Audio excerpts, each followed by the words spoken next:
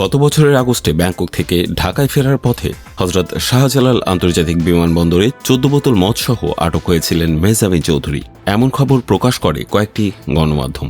ঘটনার সময় তার সঙ্গে ছিলেন স্বামী নির্মাতা আদনান আল রাজীব এবং নির্মাতা শঙ্খ দাশগুপ্ত। অভিযোগ ওঠে তাদের লাগেজে 14 বোতল মদ পাওয়া গেলেও রহস্যজনক কারণে বিমানবন্দর কর্তৃপক্ষ বিষয়টি প্রকাশ না করে ছেড়ে দেয়। ঘটনাটি পরে গণমাধ্যমে ছড়িয়ে পড়লে আলোচনার মুখে পড়েন অভিনেত্রী। রোববার 22 ফেব্রুয়ারি সামাজিক যোগাযোগ মাধ্যমে দেয়া এক পোস্টে এই অভিযোগ অস্বীকার করে পাল্টা প্রতিক্রিয়া জানান মেহজাবিন।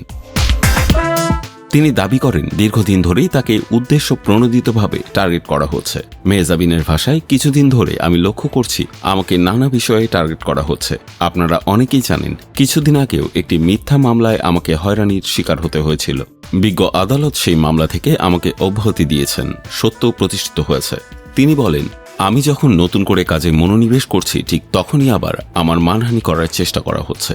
এ সময় প্রযুক্তির অপব্যবহার নিয়েও উদ্বেগ প্রকাশ করেন মেহজাবিন। তার মতে, কৃত্রিম বুদ্ধিমত্তা এআই ব্যবহার করে তৈরি ভুয়ো ছবি ও ভিডিও শিল্পীদের জন্য বিব্রতকর পরিস্থিতি তৈরি করছে। নারীদের বিরুদ্ধে সাইবার টার্গেটিং এর প্রবণতা নিয়েও প্রশ্ন তোলেন তিনি। সবশেষে নিজের অবস্থান পরিষ্কার করে অভিনেত্রী বলেন, তিনি কেবল নিজের কাজ নিয়েই এগিয়ে যেতে চান এবং চান তার পেশাগত কাজ আলোচনায় থাকুক, বিতর্ক নয়।